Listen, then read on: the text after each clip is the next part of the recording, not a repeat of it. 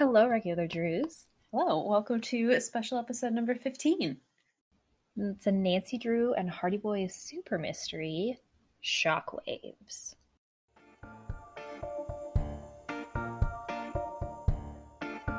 Well, aren't you a regular Nancy Drew?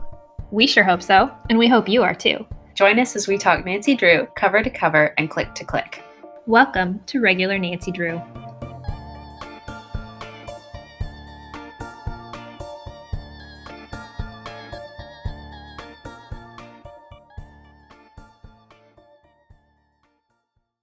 This was published in 1989, and there's actually a lot more information about the ghostwriters for the Hardy Boys Files series, and subsequently the Nancy Drew and Hardy Boys Super Mysteries books. And so this one was actually ghostwritten by Peter Larangis, who is actually kind of like a well-known author now. Really? Yes. So he's like most famous for his like Seven Wonders series. It's like I want to say it's like an adventure series it's like a kid series. Okay. But he's like been on the New York Times bestseller list. He's like won awards. Yeah. So the person who wrote this is like legit. Cool. Good for you. Would you say his name is Peter? Peter Larangis. Good for you, Peter. That's how you pronounce it.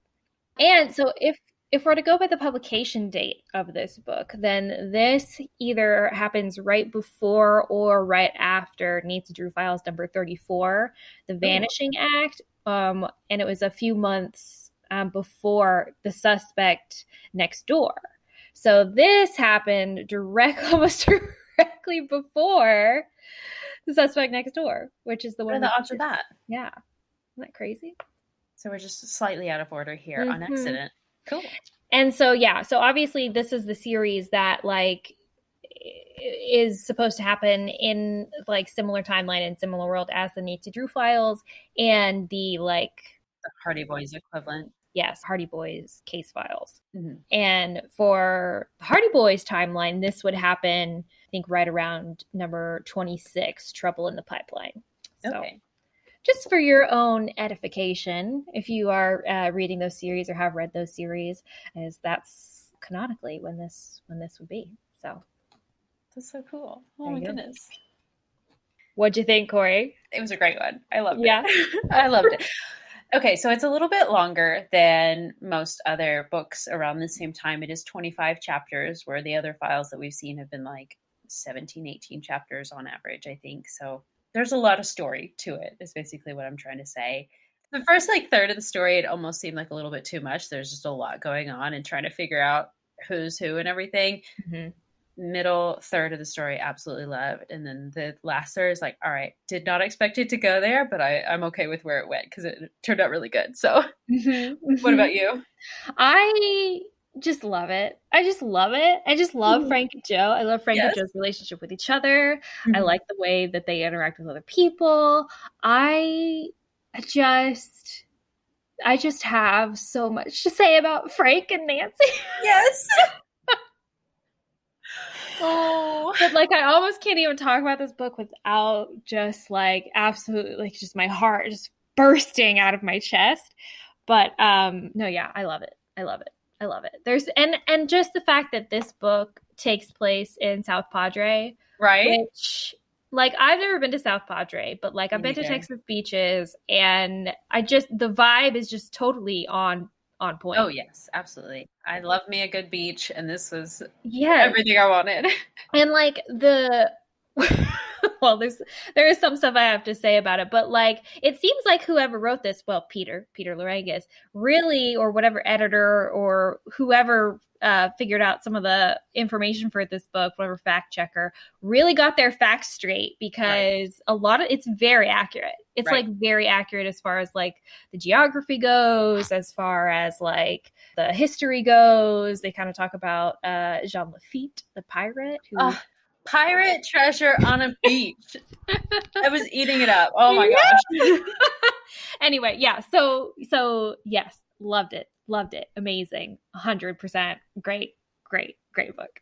This is what Ransom of the Seventh Ship should have been. Totally. Oh my God. Mm-hmm. Can you imagine the Hardy Boys in Ransom of the Seven Ships, that would have been amazing. Right. Going on a treasure hunt with Nancy, they would have eaten that up. Yes. Oh, just so good. So good. So I do have to say, and they kind of talk about this in the book, but also I just feel like I have to say it before we get into all of it as well, that one of the, and I guess this is a spoiler for the Hardy Boys case file series, but the very first thing that we learn is that Joe Hardy's girlfriend was in the first Hardy Boys case file book was blown up by terrorists. Yes, I had to look this up as well. And Joe now carries around the melted keys to her car from that explosion as like a memento of her life. And it's the only thing he has to remember her by, he says. Oh, yikes. But so I just have to just tell that to everybody straight off the bat, because one, it plays an important role in this story, and two, you just need to know that. You just need to know that for your own edification, that Joe Hardy carries around the melted keys from his girlfriend's car bombing. That killed her in the first book in that series. So, I mean, whenever we move on to Hardy Boys books, we have got to read the Hardy Boys case files because they sound so freaking intense. So I had to look it up because I was like, is this real? I've never even heard of this girlfriend. What's her name? Iola. Yeah. Iola. Like, I've never heard of Iola. I'd heard of Frank's girlfriend in it, but Callie. Not her. Yeah, Callie. So I was like, is this real? And apparently she's only in, like you said, the one, and then they bring her back as like it's not her, but they like the terrorists get some other girl that kind of looks like her and like gives her plastic surgery to make Joe think that it's his girlfriend, like come back to life. Yeah, and so they have to like rescue this other girl that's not his girlfriend that's been like made to look like her. Okay, and it's like this whole, so it's like she is featured in this one book, but it's really not actually her, and it's just this psychological torture on Joe. Oh my God! Stop the presses! We have to read this immediately. Oh my God! What was going on in the 80s? Wow. They got really creative with their murder of women. That's true. I just have to say, though, I mean, the amount of different places that these stories can go is truly, it could truly be anywhere. Yeah. There are no limits to Nancy Drew and the Hardy Boys. There are no limits. It's amazing. So I guess, okay. So 3 words for shockwaves. Pirates. Spring break. Yes. Condo robberies. Yeah, I guess. Robberies. Thieves. Shiesty people. Yes. I mean, it's just the Gulf of Mexico. Yeah, that's exactly what it is. Everything you would expect to go along with that. Pirates, spring break, shiesty people, the Gulf of Mexico. That's so true. Oh my God. I want to go to South Padre now. Oh, hilarious. Okay. Alrighty, do we want to move on to our summary then? Sure. I do have to say my summary notes for this are all over the place because just so much happens There is a lot in this book, and it's also like distracting that I'm sure I missed something important. That's I'm sure I'll skip over some important things. So this first chapter was a little confusing because they introduce all these people and don't just like straight away say who they are or how Nancy knows them or what they're doing. But the gist of it is that Nancy is going to South Padre Island in Texas to visit her old summer camp friend, Mercedes, for spring break. And there's a lot of other people there that I'm not sure if they were also camp friends or if they're just friends of Mercedes's that are also in town. Yes. I think they're supposed to just be friends of Mercedes who are also in town. Okay. It's like Kristen and Claire, they're not really massively important, but like the biggest and most important people that we meet when Nancy arrives at the airport is Buck, who is Mercedes' boyfriend. I couldn't figure out if Ned knows him, if they were also friends, or if it just so happens like, oh, we know a male that you can stay with when you get here. Because I think it must be that they were all just friends of Mercedes, and because Nancy is friends with Mercedes, the boys get to stay with Buck, who is Mercedes' boyfriend. She's arranged to stay with them. Yeah, I think so. Okay. We also see Ned, Frank, and Joe all there already. Buck drives up to the airport in this like white Bronco, I think, or something. It's like some convertible, and it plays. What does it play when he honks the horn? Hold on, it plays. The Yellow Rose of Texas. Oh yeah. Or was he just honking? Maybe. I thought that's way better. I think the car is just, let's just say that the car is programmed to beef out the Yellow Rose. But I love how they present all things Texas as well. They explain to you what fajitas are, and just a lot of fun Nancy stuff. Doesn't know what fajitas are. She's like, "Oh, what are those sizzling plates of meat?" And Mercedes is like, "Those are fajitas, Nancy." Throw back to Shadow Ranch when tacos was in italics.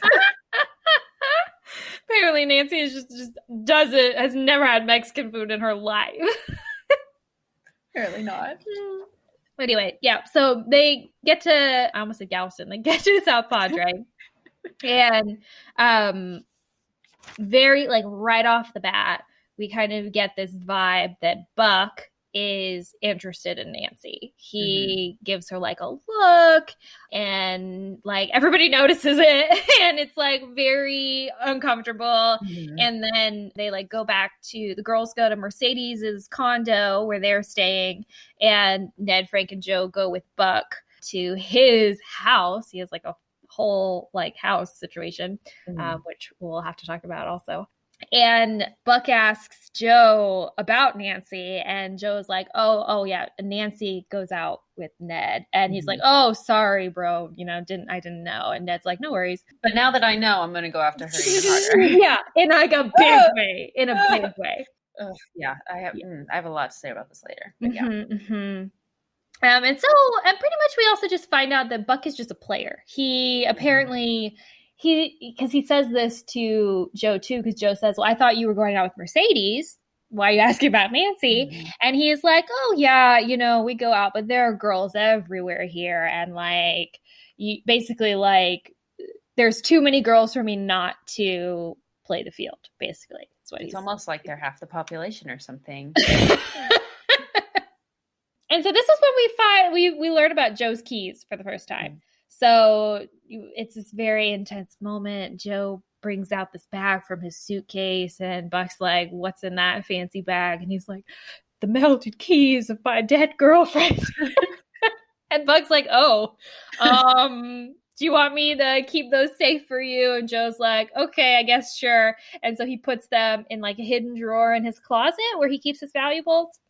Well, they've decided that they're all, well, Bess and Claire, I think, have decided that they're going to go shopping, but Nancy wants to get in the water as soon as possible, so they're all going to go diving, and they're about to leave, and Buck is like, well, I'll lock them away in my safe in my closet so that we know that they're safe while we're out at the beach. So they're just like on their way out and put it in, I thought it was a safe, but it's like in his closet. Hidden drawer. It doesn't say that it's locked. Yeah. At first, when I read through it the first time, I just thought it was like a dresser. Like he just opened a dresser drawer and put it in there. But when I looked at it again, it was like hidden drawer in his closet. Okay, so then it wasn't a safe. I thought maybe I don't think it's locked. Yeah, a drawer with the safe in it, but he also like puts his watch in there or something. So some other valuables, and then the keys in this nice bag that Joe has. Yeah, and also it's important to note at this point too that over in Mercedes's condo, Claire's talking to Bess about going shopping, and she says she has this beautiful diamond bracelet that she wants to like find an outfit to wear with it. So that's why they're going shopping. Just make a little note about the diamond bracelet.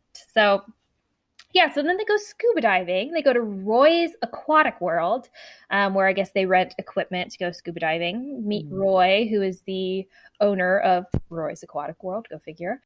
And they go ahead and get out on the water, and then they hear like this distant thunderclap. And Buck is just like, oh, don't worry. Here in South Padre, we don't worry about the storms and this. They're right on top of us. That's hours away. And then the storm arrives within like 5 minutes. And Buck decides that they're all going to pair up and go scuba diving in teams. And Nancy's his partner. So he grabs Nancy and they jump in the water together. Mm-hmm. But he like takes off. And he does not stick with Nancy at all. And Nancy is like, what is going on? Like, you literally just told us to, like, buddy up so that we would stick together with our buddy. And he, like, takes off. So Nancy, like, swims after him quickly to find him. And finds a shipwreck just of, like, an old pirate-looking ship. Mm-hmm. And Buck is, like, nowhere to be seen, so she swims around this shipwreck, and then suddenly she sees Buck inside of the shipwreck, and he's, like, freaking out, and he, like, tries to, like, squeeze out of the porthole or something, and then she realizes that his breathing tube has a hole in it, and so he's freaking out because he can't get air. And so she takes her spare mouthpiece from her own diving equipment and gives it to him and is able to get him out of the shipwreck and up to the surface, where he says he saw a dead body in the ship. Dun, dun, dun. But we don't get very long to dwell on that. The water turns dark. The sky just opens up, starts raining on them, and they decide that they do need to go back to the beach. The rest of them meet up with them and start teasing Buck about this. They don't really believe that he actually saw a body down there. He must have just been panicking and seen what he wanted to see, basically. Right. And the only people who just kind of, they don't mention anything about it, but like Nancy makes a point to like clock Joe and Frank, and they all kind of like make like significant eye contact, it seems, and it's like, okay, well, some of us are taking this seriously. Yeah, it's great. So let's see. Yeah, okay, so they get back to Roy's aquatic world, and Roy's gone, so they give everything back to his assistant, and Buck's like, oh, last one to party at my beach house. And Nancy is already like done changing, but Mercedes and Ned are still like, getting out of their wetsuits or whatever. And Buck's like, come on, hurry up. And Buck's like, just come with us, Nancy. Just get in the car with Frank and Joe and Buck. Mm-hmm. And she's like, okay, the others will be right behind us. No big deal, whatever. And then as she goes to like get into Buck's car, he's like, jump in. And so she like literally goes to like jump into the car. And as she does, he like lifts her up by the waist to like help her into the car. And who sees this but Mercedes, Buck's girlfriend? And Nancy's like, ooh, bad moment. Yuck. Don't worry, it gets worse though. Yeah. It's much worse in a minute. Yeah, so they get back to Buck's house, and his door is open. We're like, that's weird. And so as they poke their heads in, suddenly two dark figures run off through the back door, and there is this like massive chase scene. We love a chase scene, but they get away. And we find out that they were two burglars who took Buck's watch and Iola's melted keys. Joe is heartbroken. Mm-hmm. He really is. He is like devastated. It's actually really sad. He's upset. Mm-hmm. And they're like, don't worry, Joe. We'll find your keys. And then they go to dinner. They just let that go, I guess. But you got to eat. Joe is like depressed. Mm-hmm. And he's like, he doesn't want to eat anything. And Nancy asks what fajitas are. Los Bandidos? Dos Bandidos, yeah. And they meet their waitress named Taryn Quinn. She's a friend of Mercedes, or they know each other already, and she sees Joe all sad, and they kind of tell her everything that happened that day about the burglary and seeing the dead body in the water. Mm-hmm. And we also make a note of Taryn has this beautiful antique gold necklace. Nancy comments on it, or I think maybe Bess comments on it. I don't remember. But it looks kind of like an old coin, almost. Like an old pirate coin. Interesting. Yeah. Interesting. But that's our dinner. And then the next day, everyone's playing beach volleyball. Mm-hmm. There is an intense Ned and Nancy moment where they like Ned feigns an injury and Nancy goes over to him, like all concerned. And he like tackles her like on the ground. And then they like make out in the sand in the middle of the volleyball pit. And everyone starts cheering. Yes! Oh my God. Yikes. Ooh. Corey, do you remember what it was like to be 18? Would you have made out in the sand in the middle of a volleyball pit with your boyfriend? But I'm mortified, especially with the cheering. Oh my God. Oh. But anyway, they are interrupted from their passionate embrace when they hear a cry for help in the distance. And we are like, oh, that's Buck. That's Buck yelling for help. And it's coming from the water. So we run to the water and we see Buck almost like drowning, yelling for help, being surrounded by, he yells, Portuguese men of war, which is a type of jellyfish. Right. And so Nancy, Ned, and Frank get a boat, nearby boat, and row out and rescue him from these Portuguese men of war. But he has to go to the hospital. He also says he felt a hand. He describes the situation as being very strange and like he was just floating and he and Mercedes had gotten into a fight and she swam back to shore. And so he was just trying to cool off in the water after their fight. And yeah, he's just floating out there. And then suddenly he feels like a hand on his foot and he like freaks out. I noted this as well because they don't really explain what that was. I think we're just supposed to assume it was a jellyfish and it just felt like a hand. Maybe it just brushed a tentacle, but yeah. Anyway, so he has to go to the hospital because he is like, I guess, pretty terribly stung from these jellyfish, but he doesn't take it very seriously. He never takes any of his injuries very seriously. And he's just like, oh, I'm going to get out of here in a day or whatever. He does kiss Nancy on the cheek, though, out of gratitude for, quote unquote, saving his life, even though Frank and Joe did most of the work there. But whatever. That was weird. And of course, Mercedes sees it. Oh, yeah. And it's not happy about that. Anyway, so the next day, they decide that they need to go check out the shipwreck again because at least Nancy, Frank, and Jill are all like, well, he said he saw a dead body. Maybe we should investigate that a little bit more. So they go back to shipwreck, no body. They don't see anything. But they dig around on the bottom, and Joe finds a solid gold coin. It looks like a pirate coin. Another pirate coin. So they talk to Roy from the boat rental place or the scuba rental place, whatever it is. And Roy starts telling them that Jean Lafitte, the infamous pirate who lived in Galveston, but kind of made his way all around the Gulf. Oh, no, he did live in Galveston. He lived in Galveston, but he kind of made his way up and down the Gulf. And so I think he was in South Padre for a good period of time. And he was just kind of back and forth. And I looked this up to make sure that it was real. That is real. He did actually live in South Padre or visited South Padre a lot. I don't know if he like had a house there like he did in Galveston, but yeah. Roy starts telling them that supposedly rumor is that he buried some or all of his treasure somewhere on South Padres beaches, and he left a rock. What did he scribble a note in the rock?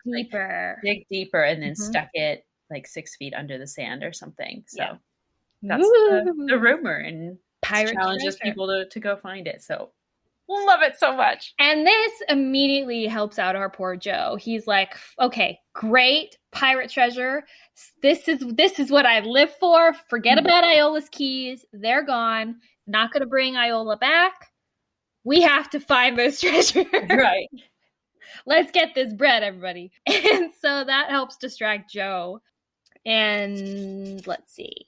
Then they go back to the beach, right? To meet up with Bess and George and Claire. So first where did the cigarette boat come in? That's not until they're going to dinner, isn't it? Well, I have it down that they go to a bunch of different boat rental places and trying to find the cigarette boat.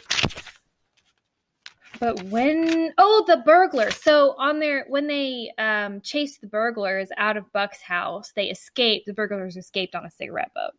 Mm-hmm. That's what that was. So then they went to go look and try to find the cigarette boat. But basically all of them are like, yeah, sorry, cigarette boats are really popular in this area. We rent them out all the time. There's no way to know who it was that rented this particular cigarette boat. Right. So Then, yes, they go back to the beach. Yes. And they meet up with Bess and George and Mercedes' friend Claire. Claire starts talking about how she'd actually recently been on a date with one of the lifeguards that worked at this beach, but she thought it was kind of fishy because he essentially like ghosted her after their first time meeting. So she hasn't seen him. There's a new lifeguard there now. Mm-hmm. Yeah. Mercedes also went out with this lifeguard too. Seems like everybody's dated this lifeguard whose name is Bruce, by the way. Yeah. So the next morning, Nancy wakes up and then suddenly Claire runs down the hall of this condo building and says that her diamond bracelet has been stolen. It was in a secret compartment of her jewelry box, and that's missing, along with savings bonds, 2 necklaces. Apparently she had like a lot of valuable stuff in that jewelry box, and Claire's like freaked out about it, and so she asks Nancy for help, and of course Nancy says that she will try to find Claire's missing stuff. I think then we switch perspectives a little bit. Some of this book is from kind of Nancy's perspective. Some of it's kind of from the Hardy Boys. I think this is when we kind of switch over to the Hardy Boys, and when we is Frank on the beach and he's talking to some guy? Yes, he's talking to, so he's trying to find out if someone has something against Buck, because he has this theory that Portuguese men of war, it's like not common to see them like in groups like that, especially like this early in the year. Like typically they are there in you can see them in the fall, but like not in like big clumps like that. So he's just like really weird. It's a really weird situation. He thinks, well, maybe someone has it out for Buck. And so he talks to this guy named Rupert Cranston, and he is apparently the son of like another Cranston or something. And he tells us that there is like this feud between the Cranstons and the Buchanans, and both of their families are like from oil money, and it's like this big oil feud, basically like Dallas. If you've ever seen the show Dallas, it's like Dallas but in South Padre. Or I guess it could literally be, they could be from Dallas and just have a house in South Padre. Maybe. I haven't seen the show. I mean, this is about the right era. Yeah, it totally is. It totally is. It's like an old soap opera, guys, if you've never heard of it. Like set in Texas. It's very dramatic. So that would be so funny if it was just supposed to be like this inside joke about the TV show Dallas. and Buck Buchanan is supposed to be like one of the people. That's so funny. But yeah, so he says there's like this feud between their families, and he actually likes Buck. They were friends in school, but his dad, Cord Buchanan, is like not a good guy. And he has apparently cheated a lot of like local business owners out of property. And he specifically mentions Abe Quinones, who is the owner of Abe's Bait and Tackle, and that he swindled him out of some money somehow. Right. Well, we also learned that Rupert owns like a lot of weird exotic animals as well. He collects it for some reason. He gives them his like business card, which says like owner of exotic animals and like tech wizard or something hilarious. Yeah. So they go to find Abe's store, and they pretend to be student reporters to like ask him about Cord Buchanan, Buck's dad. And at first he's like, no, like, I'm not going to tell you anything. Like anything I tell you, like you couldn't print because it's so terrible. And, but they basically talk him into it, and he tells them that he sold land to Cord Buchanan that then like very quickly after became super lucrative. He would have made millions of dollars if he had held on to this property a little bit longer. But the reason why he sold it was because like he was down on his luck. He had gotten involved with alcohol, whatever, and he basically just really needed the money. And Cord Buchanan comes in with this deal that seemed to be really great and offered him like free rent for 5 years on that land. And so he took the money, and now he regrets it. But he still says he's doing okay now, and he doesn't, he's not bitter or anything, and that his daughter is doing well, his family's doing well. So he's not bitter, basically. Right. Yeah. Then Joe gets into a jet ski crash. Yes. He borrows Buck's jet ski and almost immediately crashes it. But he's able to jump off before he crashes it. But he gets off and he says, like, he just couldn't control it for some reason. It was really bizarre. He couldn't, like, turn or anything. So they have to go tell Buck about this crashed jet ski in the hospital. And Buck's very nice about it. And he's like, don't worry, you know, you don't have to pay me back or anything. Mm-hmm. But then Buck creepily asks Nancy to, like, adjust his bed and, like, get him water and stuff in the hospital. And I do not like the way Nancy complies so sweetly. It's very creepy. Yeah, it's a creepy moment. And so after that, Mercedes, it's like visiting hours are over and Mercedes was there. And so as they're leaving, Mercedes is like, hey, Nancy, you come with me. We need to have a one-on-one girl talk. You ride in my car back to the house. At this moment, we're like, oh, shit. Like, Mercedes is going to murder us in this car ride. But it's actually a really great conversation. Mm-hmm. I was like so impressed when they had this conversation. I was like, thank God it's not going to be some like stupid like girl jealousy drama. Right. Like they got it out in the open. Nancy was like, no, I am 100% not interested in Buck. All of this attention, like I don't know why he like is doing this. And Mercedes is like, okay, yeah, cool. I believe you, you know, I don't understand why Buck does this either. It's so hard to know, like, if he's interested in me, if he's not interested in me. Right. And they end the conversation, like, on the same page. And it's like, oh, men. That's, right. You know, the conversation. It's pretty great. It is pretty great. Yeah. They stop for ice cream. Oh, yeah. Yeah, they stop for ice cream. And when they do, Rupert is there, the guy Frank introduced us to on the beach. Mm-hmm. And he's there with his friends. And one of his friends mentions his Portuguese men of war collection, I guess. And Rupert says, oh, yeah, I don't have those anymore. But I don't want to talk about it. What happened, Rupert? Fascinating. Fascinating. So the next day, Buck sends Nancy a lot of flowers. Why? Right? Why, Buck? And then as they're like looking at these flowers, suddenly there is a scream from Jennifer's condo across the hall. I guess Jennifer is just someone who lives at this condominium. And she has also been robbed. Right. And so we talked to Jennifer a little bit, and we find out that Jennifer had told Bruce, the lifeguard, about her wall safe.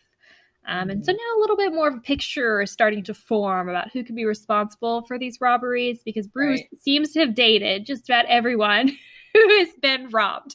Right. And then ghosted all of them. Right. So we go to dinner. Mm-hmm.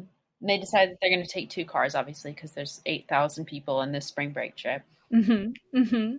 And so, yeah, Nancy is in the Jeep with Ned and Mercedes and Buck, I believe. Mm-hmm. And then suddenly there is an explosion off in the distance that Nancy notices. And then there is an explosion directly beneath it. That's how they described this, which was confusing to me, which I'm sure we'll talk about. And then suddenly they start to lose control of this car. I think Buck is driving, and the car starts like careening towards this 30-foot drop off into the water. Because they're going over a bridge. Did we say that? Right. Yeah. It's going over a bridge. Because they're going to Port Isabel, right? For dinner? Yeah. Sorry, you probably already said all that. No, I didn't. But to a restaurant where apparently they're like singing waiters. It seemed like an amazing restaurant, but it's like themed. It's like a theme restaurant or something. It sounded amazing, and I wish I remembered what it was so I could tell you. But anyway, But luckily, they are saved by Frank Hardy. I mean, are we not all saved by Frank Hardy every day of our lives? But he is able to like wedge his car or like stop them from going over the side of the bridge by wedging his car in between their car and the side of the bridge. Right. Woo! Go Very Frank. Heroic, Frank. Yes.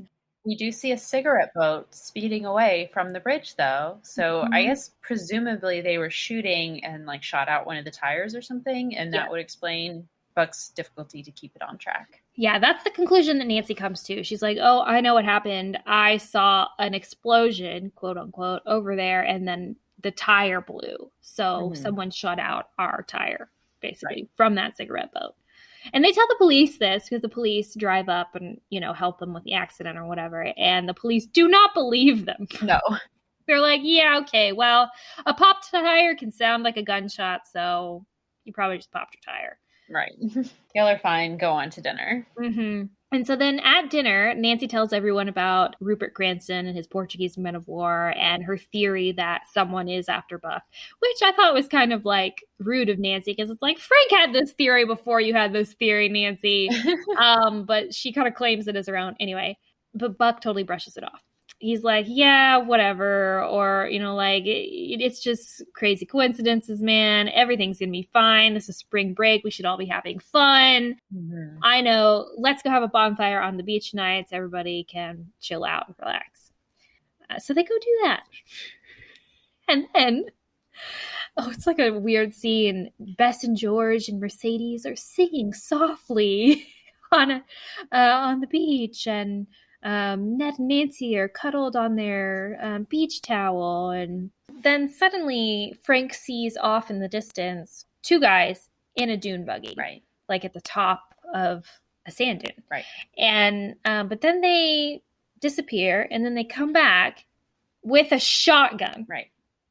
And like somebody in the group is just like, oh, well, if they want our beach spot, they're going to have to go find another one because we were here first. And Nancy sees this as well. And she's like, I'm not going to alert anybody, but I am going to go talk to the Hardy Boys because I can see what they're seeing right now. And I know that this is probably not a great situation. So Nancy and the Hardy Boys kind of go off to one side to discuss what they're going to do. Yeah. They also tell Ned, and Ned helps out as well. I guess because Nancy is with Ned. Right. And Frank takes Buck's hat that's just lying on the sand, and he tells the others to, as soon as he's gone, to get the rest of everybody else off the beach and somewhere safe. He is going to try to distract these people and make them chase him while everybody else gets to safety. Lure them away from everybody else. Yeah. So he runs to the parking lot, pretending to be Buck, and Nancy follows. Ugh. This is such an intense scene. Yeah. There's a super intense chase scene, another chase scene, but it's like they both get into Buck's rented car and they try to drive it on the sand. The car gets stuck. People in the dune buggy are chasing them. They have to split up to try to distract them. And, Frank goes one way and Nancy goes the other. And then Nancy hears a gunshot go off. And so she runs back to the beach and she sees the stuffed sand, or she sees basically what she thinks is Frank's body on the beach with the hat on it. And so she freaks out. But as she runs up, she realizes that it's actually a dummy that has been made out of sand that Frank put his clothes on. Right. Frank took all of his clothes off, stuffed it with sand, and made it look like he was laying in the sand with the hat over his face. And the bad guys in the dune buggy drive up, shoot the dummy, I guess, and then drive away. Mm-hmm. But Nancy is very happy to see Frank alive and safe in his underwear. And then the next day... Well, then a dark figure comes up and they're like, oh gosh, we got to run away again. But then it's just Ned. It's okay. And he's come back to get them, and then they're fine. They go home. Just comes up to Frank and Nancy on the beach, and Frank's in his underwear and everything's fine. Nancy's swooning over him. So happy to see him alive. Oh my God! Okay, anyway. So yeah, next day, they're at the beach. And they see Taryn, the waitress from Dos Bandidos, come up. And she's got this weird look on her face for a second when she sees them. And it's like, that was weird. But she comes up and she says hi to everyone. And she flirts with Frank. And Nancy gets so jealous. So jealous that she almost considers telling, gosh, I just forgot her Frank name. That he has a girlfriend. Right, yeah, saying hey, you watch out because you have a girlfriend, you shouldn't be acting like this. And then she's like, wait, no, I guess I don't really have a right to say this because I have Ned and I don't really need to invoke Callie's name when she's not even here. So, oh my God. Nancy. It's intense. But so Taryn also tells them about, they're talking about the robberies and everything. And Taryn tells them about Ed Doherty, who has this van where he buys a bunch of stuff apparently from just like odds and ends from wherever he can find it. And he does describe sometimes the things that he has as having, quote unquote, fallen off a truck. Right. So it's kind of implied that the stuff that Ed has is stolen. Right. So they go to look for it, but they can't find him. But they do see, they're like down the beach. They had followed Terrence's instructions, like where they thought he was down the beach. And they find like a bunch of stuff dumped in the beach. And they guess like, oh, he must have dumped the stuff that he didn't want on the beach, which, first of all, littering. Right. Second of all, weird. Anyway, they find it and there are a bunch of keys there. They're like, oh, so they do some digging. They dig in the sand and they don't find Iola's keys, unfortunately. What they do find is an unexploded artillery shell. Right. Well, what? Oh, no, they find the know. rock and then that's underneath it. Oh, dig deeper. That's right. They're digging, looking for these keys. They see a rock and it says dig deeper. And Joe is like, oh my gosh, we found Jean Lafitte's treasure. At this point, he's like obsessed with finding it. So they decide, okay, we got to dig deeper, obviously. So all of them get to work to digging deeper. And they're like, oh, we found there's this metal thing. And Nancy's like, well, wait, why is it so round? Why is it that shape and that size? And Frank's like, oh, this is an artillery shell. Yeah. And so Frank's like, everybody get the fuck away. Get back, without get back. The cursing. Yeah. And he's like, I'm going to defuse this bomb. Because apparently that's a skill that Frank has. So I've decided we need to keep a list of Nancy Drew skills and Frank Hardy skills. Yes. And the very first thing I'm putting on Frank Hardy's skill list is bomb defusal, I guess. Is that a word? Defusal? Yeah. Diffusing? Diffusing? Bomb diffusing. Sure. That's what I meant to say. So he is like starting to, I guess, work on this artillery shell, however you would do that with no tools whatsoever on a beach in your swimsuit. Right. I don't know, but he tries. But then Buck suddenly comes running up and is like, dude, what are you doing? And like yanks him away. Or does he like push the artillery shell or something? And Frank like freaks out. He does something to cause some sort of bump to the artillery shell. I don't remember if he bumps Frank and then it causes Frank to bump it, or if he just tries to like throw himself in between Frank and the shell because he thinks he knows better than Frank. Either way, he does something and it makes Frank not too happy about it. He's like, right, get back, Buck. We're all gonna die if you mess this up. Yeah, but so they bump the artillery shell and Frank is like, run, and so they like run, off the beach, and luckily they're able to get off the beach before the thing explodes. It explodes, right? It takes a while, yeah. And Frank's is like, he's bracing himself for death, essentially. He's like, I do not have time to get away from this before it happens, so thank goodness everybody else is away. And so he just keeps running, and then he ducks for cover, and then it never explodes, and they look back, and they're like, okay, well, we got lucky, so let's really hightail it out of here, and then it explodes. So it does take a while, but yes, it does. Yeah. And everyone's like, woo, way to go, Frank, you did it. And Frank's like, I didn't, but okay. Yeah. Thanks. Anyway, so this is when it's like Buck and Nancy in. Well, Frank is like, take Buck home because he's just like a mess. Clearly his head's still traumatized or whatever from the jellyfish incident. So you take him home. We'll get everybody else and we'll meet up with you later. And so Nancy takes Buck back to his house. And Buck starts getting like really excitable. He's decided that he's come up with this wonderful plan. He knows exactly how to catch the bad guys. And Nancy's like, all right, let's hear it. He goes, what if we use me as bait? And Nancy's like, okay, and then what? And he's like, that's it. We use me as bait. Bada bing, bada boom, we got him. Oh, Buck. Mystery solved. There we go. And Nancy's like, I don't know if that's the best plan. Maybe let's wait for everybody else to get back, and then we'll kind of discuss with everyone, and we'll come up with a game plan together. And Buck's like, nah, I know what we need to do. Nancy doesn't want to like discourage him though. One, because he is really excited, two, because he's been through a lot at this point, I guess. He's and still she's injured, just like, right? Okay, and so he like makes them a sandwich and gets a call, and Mercedes is going to come over in a second, and then he and Nancy end up in an embrace. Yes. I don't remember exactly why. I think he's just so proud of himself that he's come up with this brilliant master plan. And Nancy's like, yes, okay, let me hug you. Good job. And then Mercedes walks in and sees this. Oh my gosh. Just when we were in such a good place with Mercedes. Anyway, she storms off and it's like, oh, dang, she's probably really pissed. And she runs into Ned on her way out and tells him her version of events. And now Ned's upset with us. Yeah, Ned comes back to the condo or the Buck's house, I don't remember which, and he and Nancy get into like this massive fight where he's basically like, yeah, I just heard from Mercedes and she's super pissed and so am I. What are you doing, Nancy? Why are you hanging all over Buck? You need to make up your mind. And Nancy's like, what are you talking about? I'm not into Buck. I love you.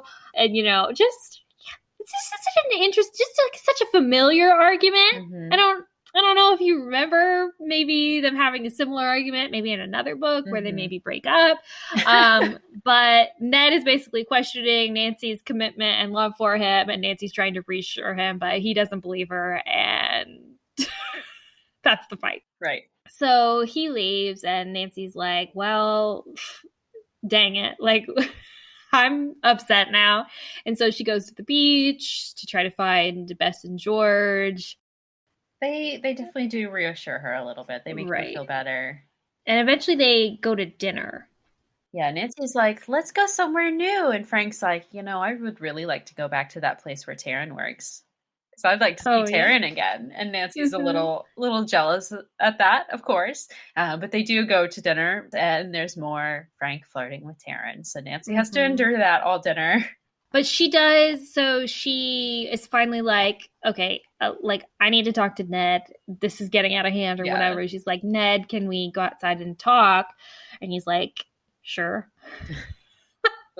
And so they go out back to talk and they make up and everything's fine between them. But then they see the Jeep, the Mercedes' Jeep just parked out on the sand. And so they go over to the Jeep and the door is open. And she wasn't with them at dinner. She was too upset with Nancy and Buck to go out to dinner with the group, so she stayed home. So her Jeep should not be at the restaurant, but it's just kind of parked haphazardly over there. The door is open and the keys are in the ignition and Mercedes is nowhere to be found. Scary. Very scary. Very concerning. So they go back to Mercedes' condo, and I think Claire is there. One of her friends is there. Maybe it might be Kristen. And she says, oh, yeah, she went to the restaurant just a little while ago to Dos Bandidos. Right. And they're like, no, she wasn't there. That's weird. And so they have no idea where Mercedes is, and she's missing. So everybody freaks out at this point, and Nancy calls the police. And the police say they can't do anything for 48 hours, which I'm pretty sure is a myth. It's very much a myth. But the police won't. They say, it's spring break. She's probably just out having fun or whatever. But they're like, okay. And so Nancy calls Mercedes' parents. And of course, this really upsets her parents. And they're like, what do you mean she's missing? I guess we'll come out there, we'll look for her or whatever. And Nancy's like, no. We are going to look for her. We'll find her. Don't worry. I promise. And so then it's like, okay, well, you got to find where Mercedes cut out is for Nancy. You now. Yeah. Yeah. But they go to sleep because everybody's like fried at this point. And maybe they are holding out hope that maybe she'll just show up tomorrow. Maybe she went to someone else's house for the night to cool off or something. Right. Because she was upset. But they wake up the next morning and Mercedes has not come back. Right. So at this point, they all split up into pairs to go and just scour South Padre for her. Right. But they rotate so that someone is always at her condo in case she comes back or in case she calls or something. And so Joe and Buck are paired together and they are at the condo for their shift and they get a call. And it is a scary man's voice on the phone. Essentially, he says that Buck can come give himself up and trade himself for Mercedes and they'll let her go. But he also has to bring Nancy Drew with him. And he's not allowed to tell anyone or bring anyone else. Just him and Nancy, and they can trade themselves for Mercedes' safety. Right. And so Buck immediately is like, well, what are we waiting for? They gave us a location. Yeah, they tell him the location and like, meet us here at 4:00, but don't come earlier than that or anything. Don't try anything fishy. Come at this time at this place. Yeah. But that's like hours away. So Buck decides he's going to go early to scope it out.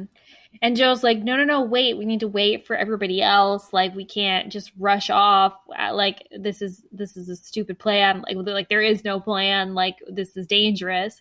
And Buck's like, well, I'm going. They have Mercedes. So, like, you can sit here if you want, but I'm out of here. Right. And so Joe basically, like, has to go with him. Mm-hmm. So they go to Abe's Bait and Tackle, which I think is where they said to go, right? They said go to the pier. And so Joe's kind of thinking through it. It's like, okay, well, if we only have until this time to go there, and we're going to have the bad guy say something along the lines of like, you have 1 minute to meet us at this spot once the clock strikes 4:00 or whatever time. So Joe's like, we got to figure out where. And they come to the conclusion that it must be Abe's Bait and Tackle because it was the closest storefront, I guess, to the pier that they were supposed to meet at. And we know that Abe has this issue with Buck's family. So we assume that Abe or someone associated with Abe is the kidnappers. Yes. So they go to Abe's, but Abe's is closed. But then they like hear something in the alley. And so they go down the alley, and then suddenly Buck runs down the alley and Joe follows him. They split up to go around the building. Right. And then suddenly, as Joe runs into the alley, someone grabs him by the throat. Mm-hmm. He hears Buck scream somewhere on the other side of the building. Mm-hmm. And he's like attacked, and they throw a net over Joe. And then they like drag him to the pier and like push him into the water in this like fishing net. Mm-hmm. But he is able to get out of the net and makes it to the surface. He's okay. He keeps a calm, level head. Mm-hmm. And he sees these two figures, getting what looks like Buck and Mercedes into the cigarette boat and driving off with them. Now we have 2 kidnappings. Yes. And Buck returns to the condo soaking wet. Joe returns to the condo soaking wet. And everyone's like, where were you? You were supposed to be here manning this phone and sticking around here if Mercedes came back. Mm-hmm. And Joe is like, yeah, about that. And tells them everything that happened. And they're like, well, what do we do? Because they have no leads at this point, right? They don't know where the kidnappers went. They don't know where they took Buck and Mercedes. But then Joe tells them about the kidnappers. He says one was like tall and the other one was like kind of smaller and skinny. And then they like talk about, they're like, what is he after? Why is he holding both Buck and Mercedes hostage? And then Nancy says like, maybe it's to kill us, to get us all. Clearly. Yikes. Thanks for that, Nancy. That's real nice. But then, the police call back and they're like, hey, did you find Mercedes? And they're like, yeah, she showed up just a few minutes ago. Everything's fine. They're like, great. Good to know. Bye. Oh, so yeah. Obviously they didn't want to tell the police because they didn't want to risk Buck and Mercedes' life, but yeah. Jeez. And then they're like, so what can we do? Like, what's our next option or choice or whatever? And they're like, well, everyone's exhausted. Let's go to bed. So they go to bed. Mm-hmm. The next day, they decide that they're going to do a stakeout of Abe's shop. And while they're on the stakeout, Frank and Joe are on the roof of the building across the street. Nancy and Ned are in a coffee shop across the way. And they're just kind of watching Abe's shop. But while all this is happening, Joe sees Ed, the guy with the trinket van, across the street and goes over to confront him about stealing Iola's keys. Mm-hmm. He's like yelling at him, or kind of he's like insinuating like that he's responsible for all this stuff. And Frank is trying to like be like, cool it.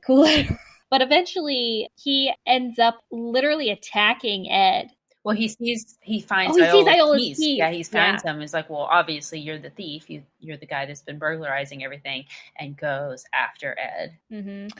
And meanwhile, Nancy and Ned see Rupert Cranston go into Abe's shop. And so they head over there, and then they're like outside of the shop, and they hear the back door to Abe's shop. So they go around into the alley where they see Rupert and Abe talking, I guess, and they confront them. And Abe Quinones says that they are spies for the Buchanans, and he threatens them with a knife, and then like actually attacks them with the knife. Right.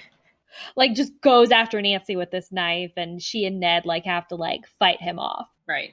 They end up pushing him into the water. Right. And so everything's fine. Neither of them are injured. And then meanwhile, back with Frank and Joe, Joe is attacking Ed Doherty, and Frank pulls him off and like makes excuses for Joe to Ed, and ends up telling him like, hey, look, sorry, he's really high strung because his girlfriend's dead. And he's like, fine, just take the keys.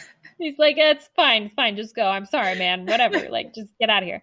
And so they end up going to go check on Ned and Nancy at Abe's. And Ned and Nancy are just standing there with like a soaking wet Abe Quinones on the ground or whatever, and being like, what took you so long? We had to fight off this guy with a knife. You were supposed to be our backup. Can I just say as well how Nancy distracts the guy with the knife? Throws bait in his face. There's a bag of worms just on the pier, I guess. And Nancy reaches in, grabs a clump full of the dirt with the worms in it, and throws it in his face. And they're able to distract him and push him off the pier into the water. Oh my gosh. Truly, the like fight scenes in this one are excellent. Oh yeah, I just have to say. Oh yeah, excellent fight scenes. So they're talking to Rupert and Abe's like, don't tell him anything, Rupert. But Rupert is like, what's going on? They mentioned that Mercedes is missing, and he's like, wait, what happened to Mercedes? Like, he seems to not know anything about what's going on. And he just tells them like, no, me and Abe aren't involved in any of that. We are talking, we have a plan because we have this new invention called the Ultralure, which is basically like an ultrasound frequency that will like attract certain types of fish. And they think that this invention is going to make them rich and basically be able to like stick it to the Buchanans. They'll make all this money and basically take over the bait and tackle world, I guess. But now it's like, well, who is the kidnapper then? We got nothing. If it's not Abe, like we have no leads. It's not Ed. We ruled out Ed Doherty. He had no idea what was going on either. Mm-hmm. And so it's like, well, what do we do now? And Nancy's like, well, let's go back to the beginning.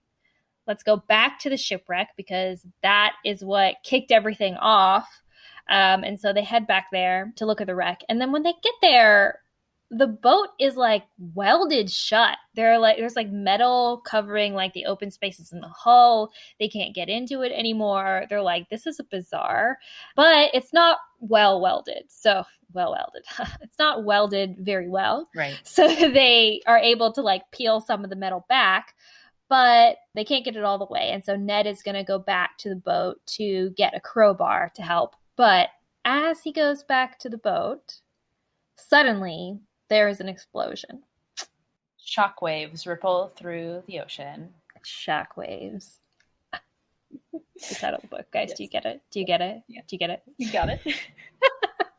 And Nancy is like, Ned! And tries to desperately, frantically swim over after him, but Frank and Joe pull her back.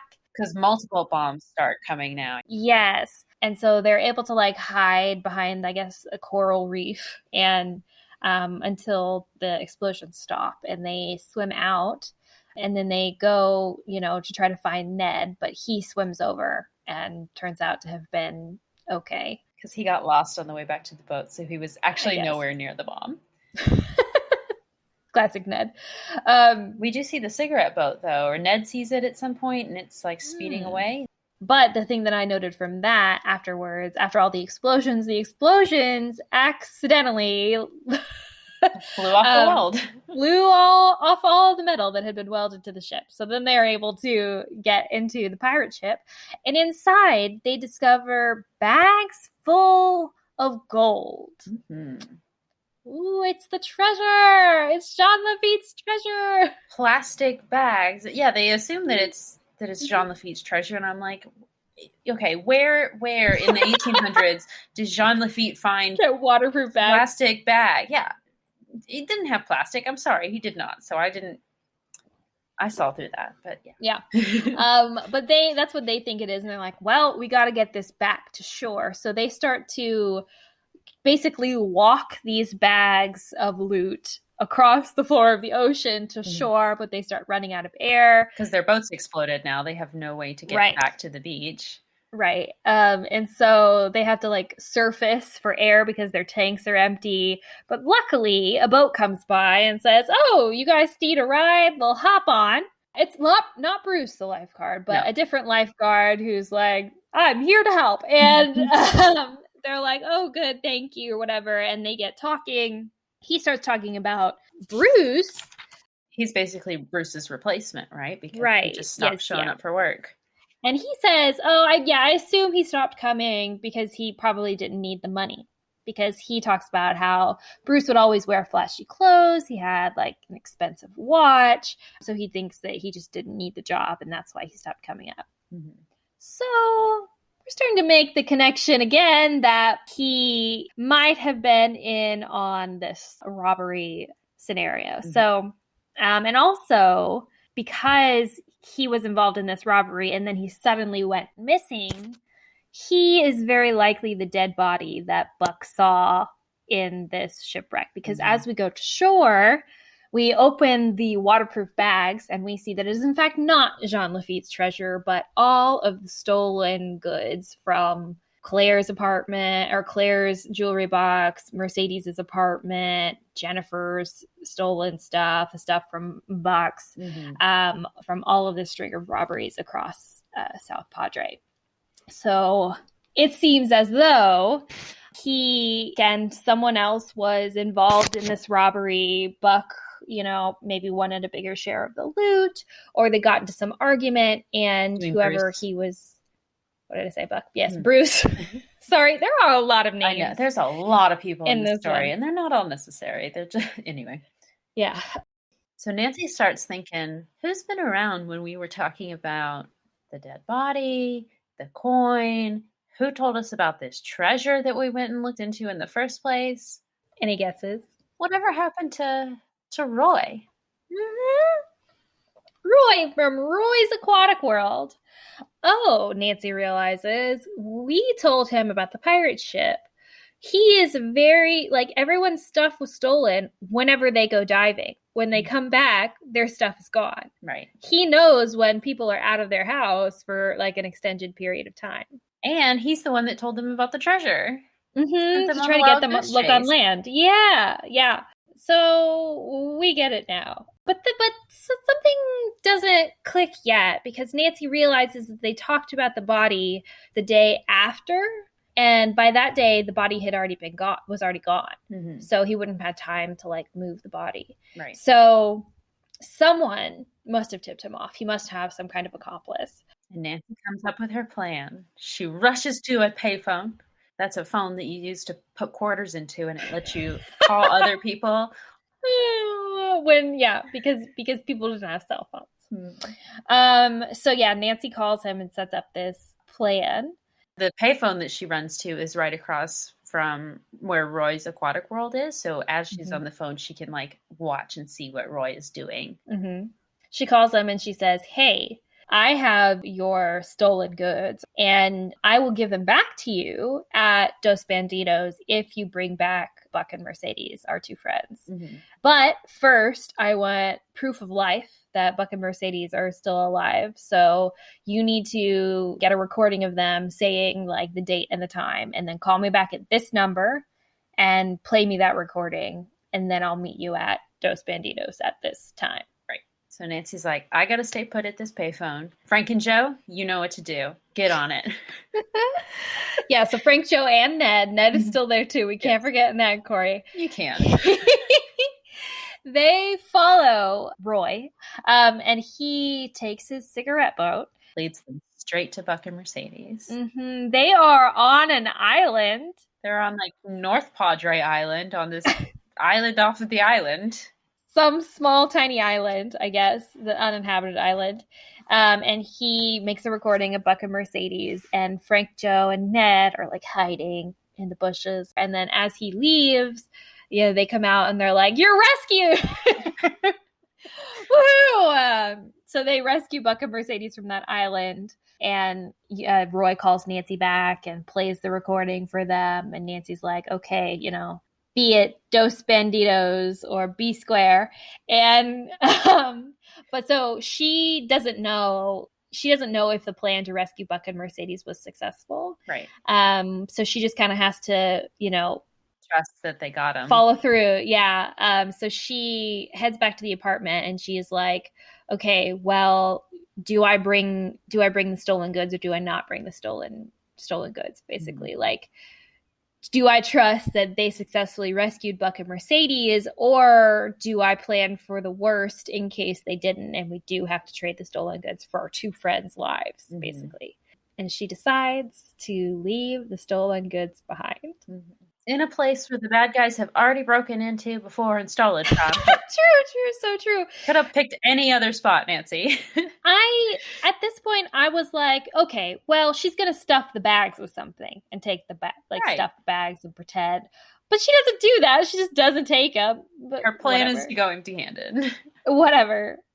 She gets to Dos Banditos, and Bess and George are already there. They don't really know about anything that's going on. They're just on vacation.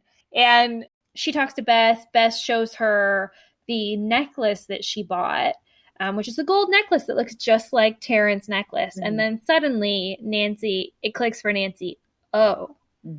And she goes over, Bess gets distracted by the football playing boys. Yes. And goes over to talk to them.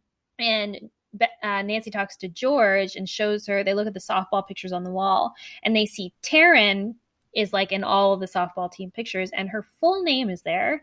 And it's not Taryn Quinn, it's Taryn Quinones. So Taryn is Abe's daughter. Right. And that gives her motive because she probably holds a pretty big grudge against the Buchanan family.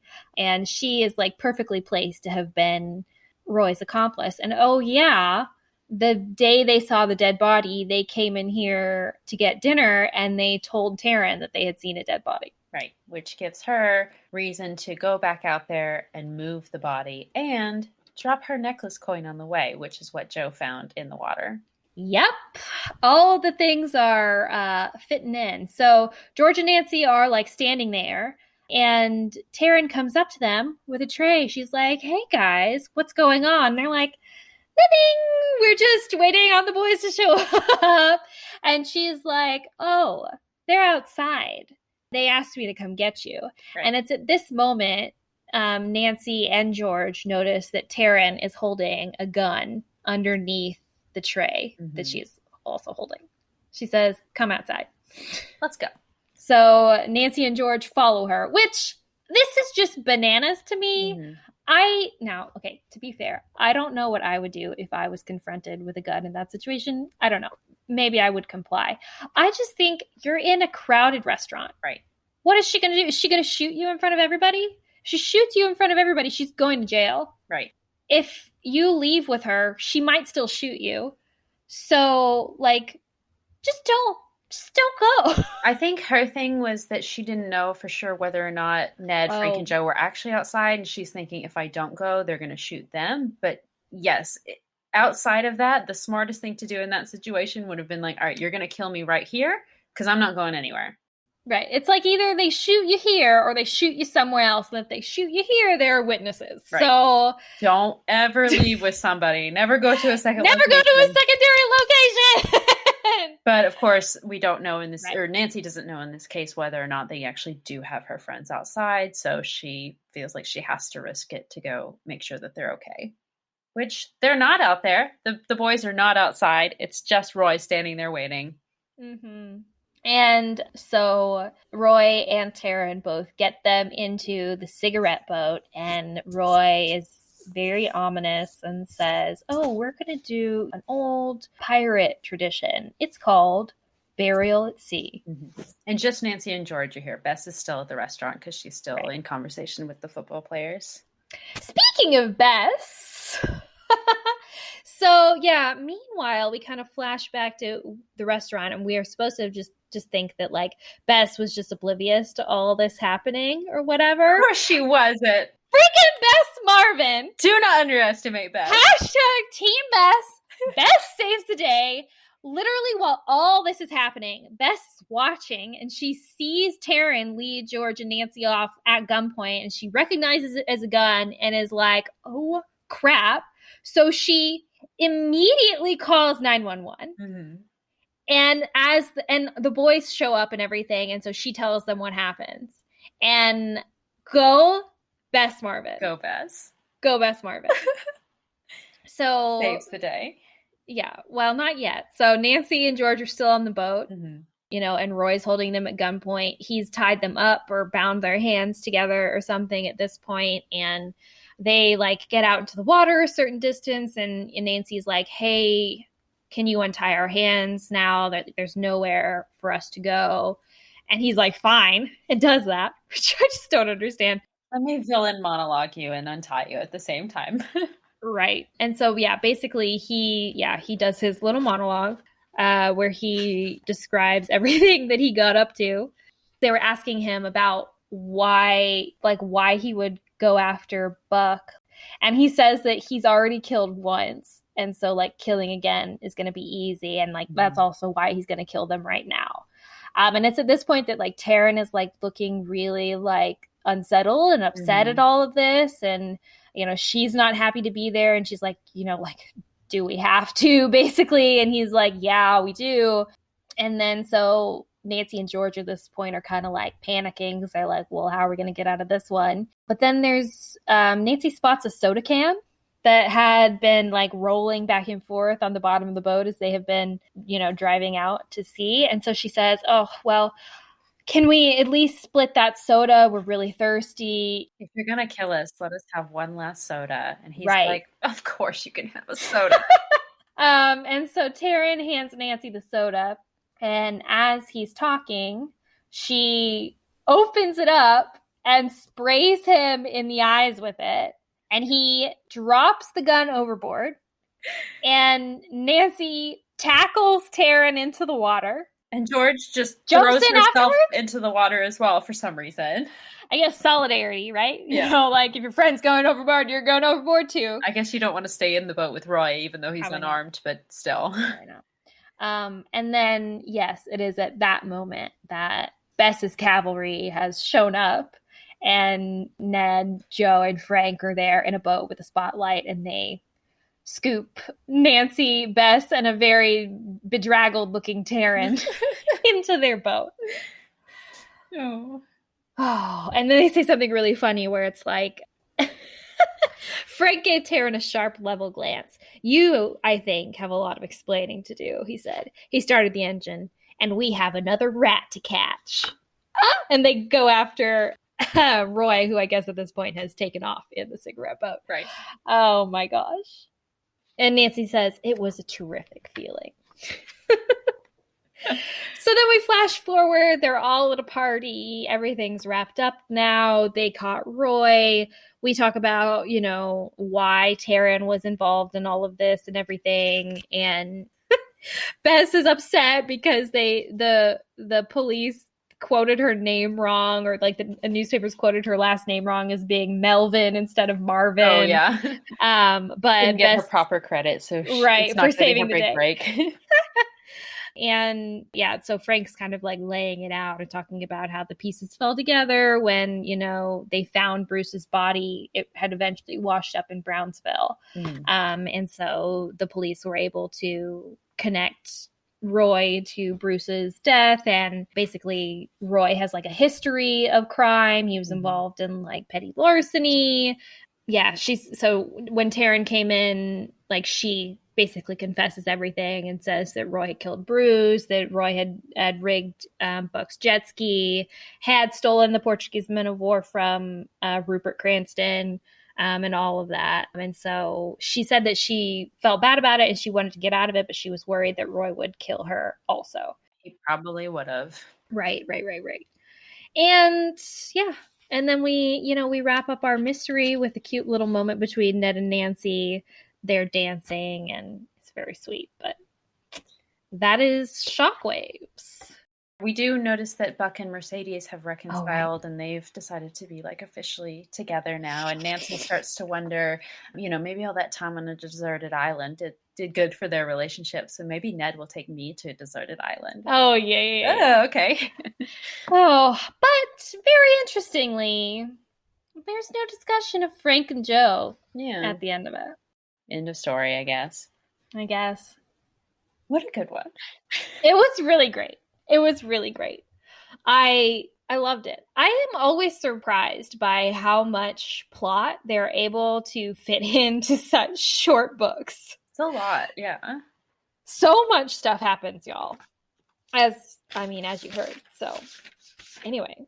I was a little disappointed that we didn't get any actual pirate treasure, that we don't really get any backstory on the pirate ship, or if Jean Lafitte was actually involved in this at any point. I would have loved to find out that Taryn's necklace was real pirate treasure or something like that, but it turns out to be just something that she could have bought at the mall because Bess ends up buying the same one, whatever. But yeah, pirate treasure was fake, which isn't it always? Yeah. Anyway, you want to get into it? Start, yeah. Gosh. Okay, I guess Francie. We just have to. We have to start with Francie because, oh my gosh. So good moments. Yeah. So throughout the book, she's just like constantly fighting her feelings for Frank. Yeah. She is attracted to Frank. She's straight up super attracted to Frank. There's a moment where she says I know I'm attracted to Frank basically, but nothing would ever get in the way of my love for Ned. Would it though? Which is all well and good, except that after that moment, she continues to talk about how she's so into Frank or have those moments between her and Frank. Right. It's throughout the entire book and there's no resolution to it. There's no end note where it's I'm choosing Ned or no resolution, no deep discussion, nothing like that. Right. Just moment upon moment of Nancy and Frank. And so I just don't know why they would put that in there for no reason. You know what I mean? Yeah. At least we know it's not all from the games. This was established in the books long ago. Totally. Let me just read one real great moment from the very beginning. Oh, yes. So, this is at the beginning. This is where she talks about her love for Ned. So she talks about why Frank and Joe came after she talked about it for her spring break. Nancy was glad they had decided to come, but as usual, her feelings began tumbling whenever she looked at Frank. There was something about him, something in the intensity of his piercing brown eyes, his magnetic grin, his keen intelligence. Immediately, Nancy felt herself blush. Sitting behind the Hardys was her boyfriend, Ned Nickerson, who had gone along with the boys to the rental agency. She caught a glimpse of him as the old white car swung wide around a taxicab. As he flashed her that familiar, easy smile, his soft, dark eyes sent a message of love, and Nancy's emotions flipped once more, straight for Ned. She knew then that Frank Hardy could never put a dent in her feelings for Ned. But, ladies and gentlemen, that is on page 4. That seems like it's putting a dent. There is also a moment. There's also a moment later in the book where Frank whispers in her ear, and y'all.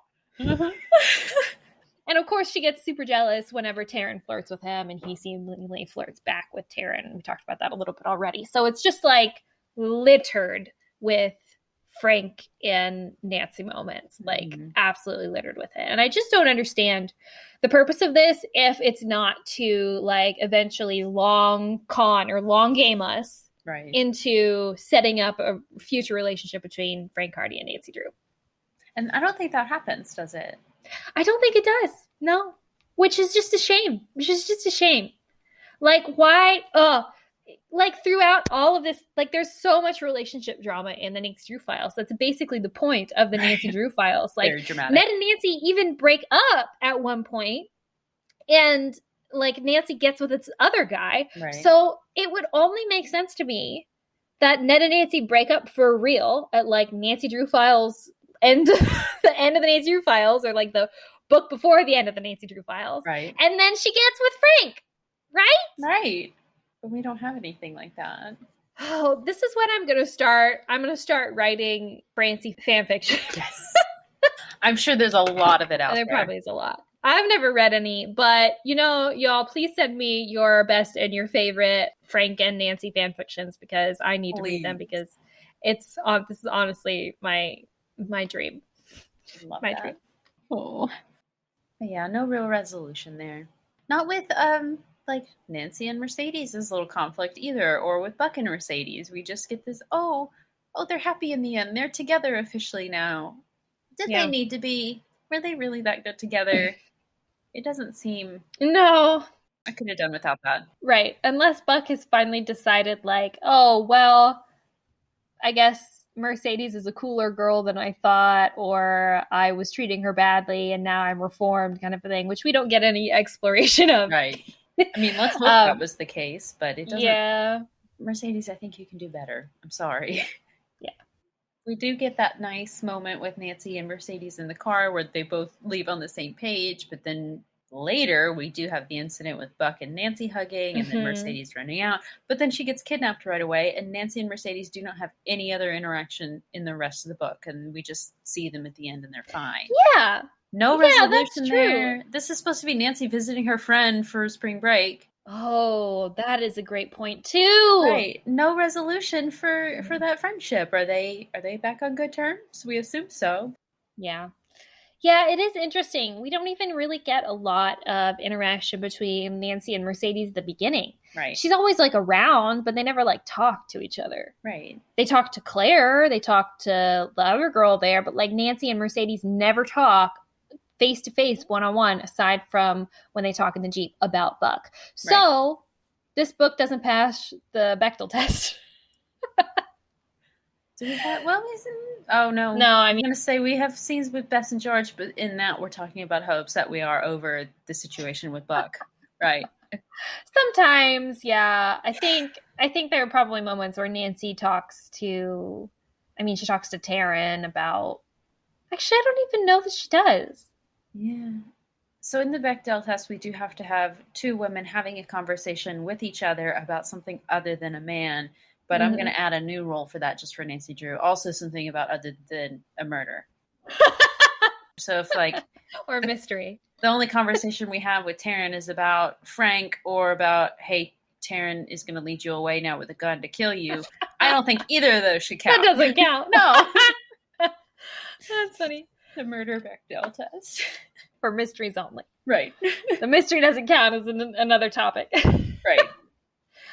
Oh, man. Yeah. Yeah. I mean, we talk about shopping, but that's a little too stereotypical for me. Like, Bess doesn't want to go diving because she'd rather go to the mall. Stop making fun of Bess. Let her go to the mall. So she true. I want to go look at dead bodies with you. Oh my gosh, though, I was so happy. I was so happy that finally, Bess gets some recognition. Yes. And gets to shine.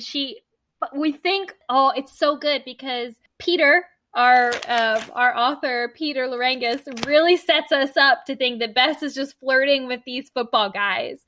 Then, of course, we believe it because this whole time Bess has been, characteristic Bess. Boy crazy, shopping, laying on the beach. Like, that's been Bess's life. Right. So, of course, we don't think that Bess is, like, paying attention to this mystery at all. And so we're like, oh, great, Nancy and George are on their own. And then we get it. Bess was paying attention the whole time, everyone. She was paying attention the whole time. She saw everything. And then she immediately jumped into action. She immediately called 911 as soon as they were gone, and immediately tells Ned and Frank and Joe what happened. Right. I mean, literally, we talked about this before in Clue in the Crumbling Wall, I think, where Nancy and George haven't made it back to the car from like being trapped in the castle or whatever, and Bess, like, jumps in the bad guy's car. Jumps in the bad guy's car to try to help George and Nancy. And I mean, it's just, we write off Bess continually. Book after book, we write off Bess. But when you need Bess Marvin doesn't hesitate, man. Yes. Hashtag Team Bess. Team Bess. Oh. She's just so good. I'm sorry. What were we talking about? I got distracted. I don't know. Bess. Bye, Bess. The only topic that matters. Truly. No, I think we were talking about how Nancy and Mercedes never talked, like, throughout the whole thing. We get no resolution to that conflict when it was a central conflict of the soap opera that gets discarded for the purposes of the mystery. Yeah, that is a shame. That is a shame. And also, like, it's just such a good opportunity. And now, I mean, fair, like, they have a great conversation when they're in the Jeep. And I think that is, like, a great moment to, like, see women supporting women and, like, not being, like, jealous of each other and in competition with each other or whatever. But, yeah, it would have been a great opportunity to, like, highlight friendship. Yeah. And, like, you know, conflict between friends and how, like, that is, like, successfully resolved. And it wouldn't have taken that much space. Right. To be like, oh, you know, Nancy and Mercedes had a moment at the beginning of the book, in the middle of the book, and then at the end of the book. That's all you need. Right. And, you know, little end caps and then the conflict in the middle. That's all you would have needed. But, yeah, so what a shame. I would have liked to see that time on the deserted island give Mercedes some clarity and help her realize, hey, Nancy's the true friend here. I should stick with her and just be done with Buck because he's been dragging me around for no reason, leading me on and treating me like garbage. Yeah, that's the true resolution we would have needed. He doesn't deserve to end up with Mercedes in the end because he doesn't treat her very well the entire story. Yeah. He doesn't treat anybody really well, honestly. He doesn't treat Nancy well, even when he is, like, after her. He leaves her in the dust when they are scuba diving. Right. Which is dangerous, not to mention just, like, rude. Right. Yeah.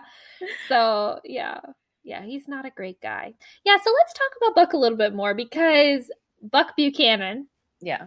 He has a condo, he has a beach house that he explicitly talks about at the beginning as being paid for and furnished by his parents. Of course, we get all the information from Rupert Cranston as to this, that they are both from oil families. And of course, that means they're wealthy. And so, and also, you know, Buck talks about, like, his watch, like he has a lot of money. Yeah. So, and also, like, Mercedes, we talk about Mercedes a little bit too, and Mercedes has a condo, but it's described as being her family's condo. Right. Family has this condo in South Padre, and she is staying there. Now, to be fair, that is still a luxury that a lot of people don't have, just have like a beach condo, right? But the house that Buck has is described as being Buck's house, and his parents bought this house, or, you know, had this house and gave it to him and furnished it for him and all that stuff. So Buck is, like, next level rich. He also has a jet ski, like, he doesn't care when Joe crashes it. He's like, it's whatever, man, don't worry about paying me back. Get a new jet ski any day, don't you worry. Right. So he also buys Nancy a lot of flowers, which, let me tell y'all, is very expensive. Right. So so the class is still very present in this too. Yes. Honestly, there's not a single character in this aside from the criminals who are not wealthy. Taryn and Abe Quinones are the only people. Oh, and maybe Ed Doherty, I guess. Oh, yeah. But we don't even really know. I mean, he has his own business. Once, really. Yeah, so, like, he could be doing fine. You know, we don't know. The only people who we are, like, who is obviously classed differently are Taryn and Abe. And they're supposedly the bad guy. Taryn is the bad guy, quote unquote. But Abe also is not a good guy. He tries to attack Nancy and Ned with a knife. So I just think that's problematic, just inherently problematic, that the poor people are criminals and the rich people are the ones who are being preyed upon. Come on. Right. Come on. What fantasy world is this? Yeah, it's a lot. I mean, okay, first of all, well, not to victim blame here, but I mean, technically they are the victims in this. Why bring a diamond bracelet to the beach for spring break? Well, No, yeah, for real. No, I mean, she does say, I think someone says that to her. She makes a point that like her mom always tells her that she needs to lock it up in like a bank or like a safety deposit box or something. But she says that she doesn't think that beautiful things should be left alone in the cold to rot, basically. She thinks she wants to use it. So, which is totally fair, but like wear it to a nice event, not to the beach. To the beach. Oh man. Yeah, it's not the smartest move. Or don't bring your savings bonds on vacation with you. That was bizarre to me too. And she kept them in her jewelry box.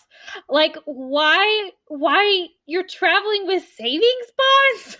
What is going on? I mean, maybe we can assume that Claire and Kristen live in this condo, but it seemed, well, and again, they didn't explain a lot of this very well. We just kind of pick up along the way that, oh yeah, I guess Nancy is there for spring break. They don't just outright say Nancy's visiting her friend Mercedes for spring break. It's like, and Nancy arrives with this girl that she knows, and her name is Mercedes. Anyway, I mean, we know that Mercedes is from Texas because she explains a few stereotypical Texas things to Nancy, but we don't know specifically that she's living in South Padre. She might be going to college elsewhere, and her parents just happen to own this condo there. But again, it's not really clear. Yeah. It makes it, the vibe that I definitely got the vibe that like this is a family vacation property, and her parents are letting her use it for vacation. Right.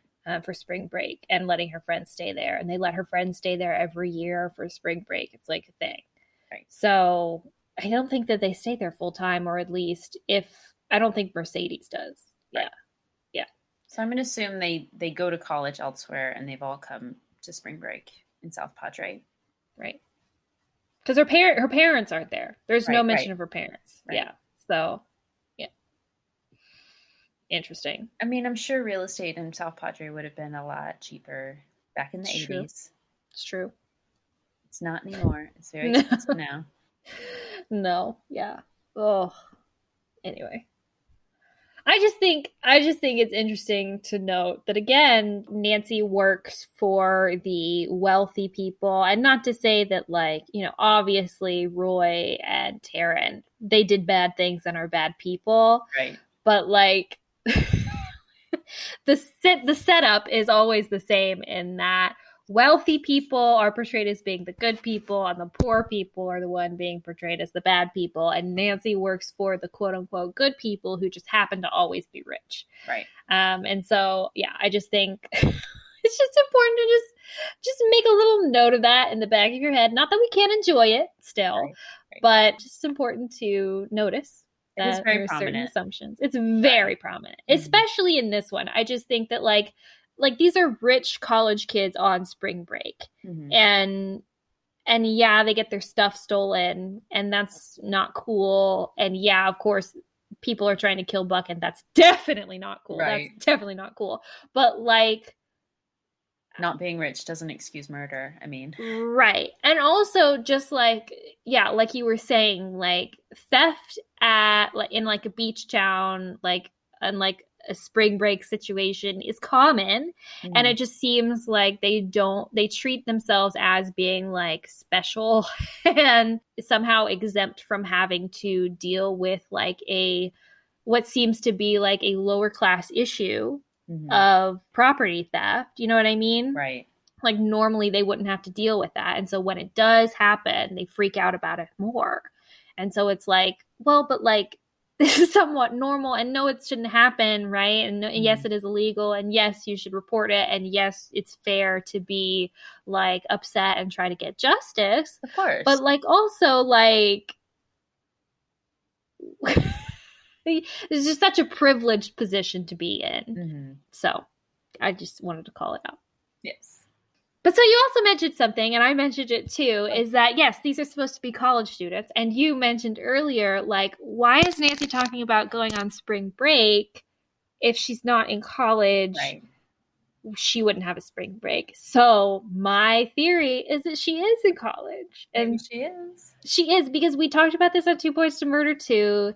She talks about like going back to school. Oh, this feels like going back to school. So she's been in school. So like we get multiple little like just like phrases dropped here and there that like I feel like supports the theory. And this is just another one that Nancy is in fact in school. We just aren't told anything about it. And, you know, that brings me to there is a Nancy Drew on Campus series. Of course. Yeah. And I don't really remember reading that one, but I know about it. I have like just a couple of those books, but I don't remember if Nancy actually is in college in that one, but it seems like she must be if the title of it is Nancy Drew on Campus. So potentially, I don't know if that's supposed to be like an alternate universe series or if it's just supposed to be like Nancy Drew, like after the Nancy Drew files. I wonder when they were published. Hold up. Let me look. I wonder what her major was.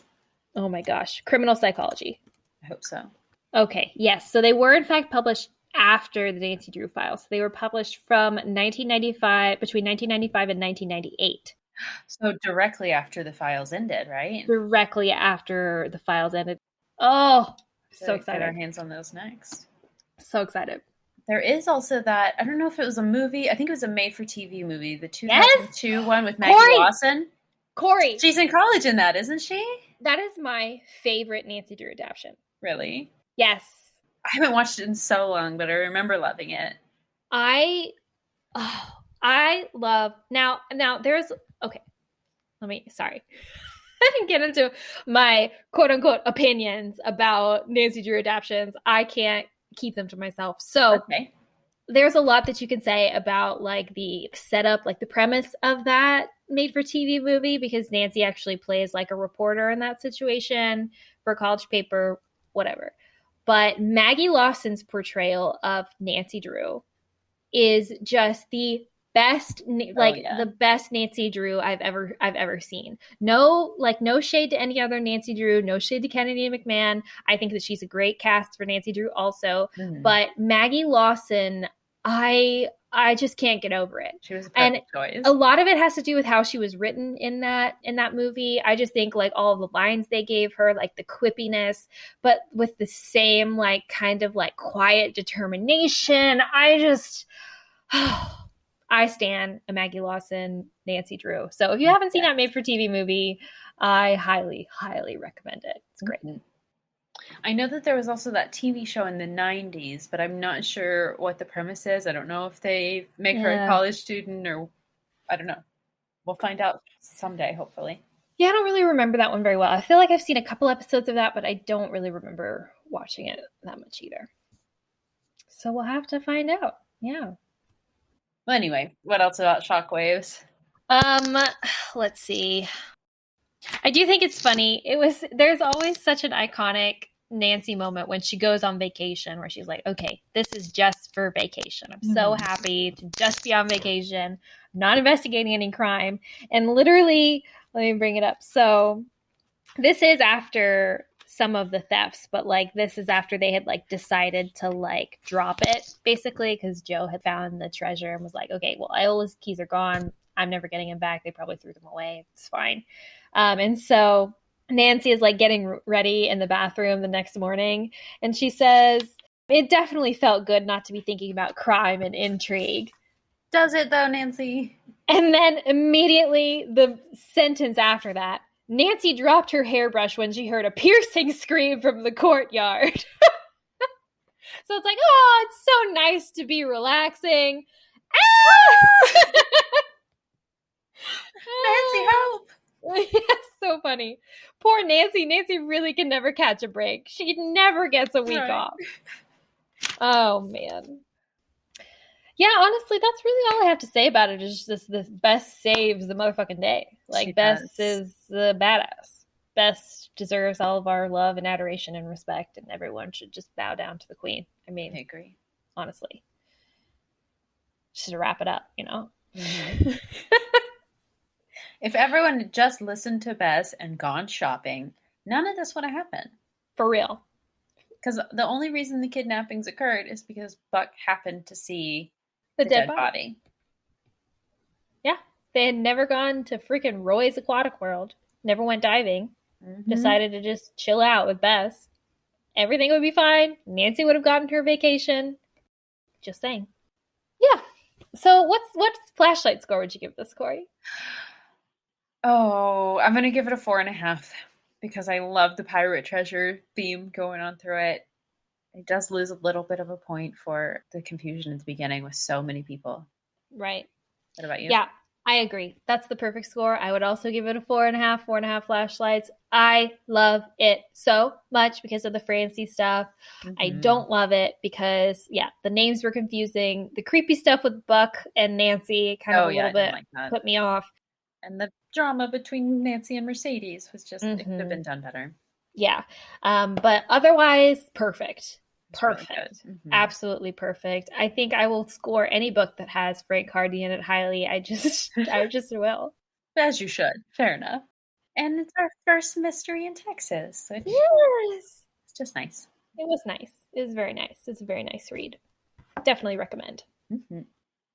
Should we talk about our next one then?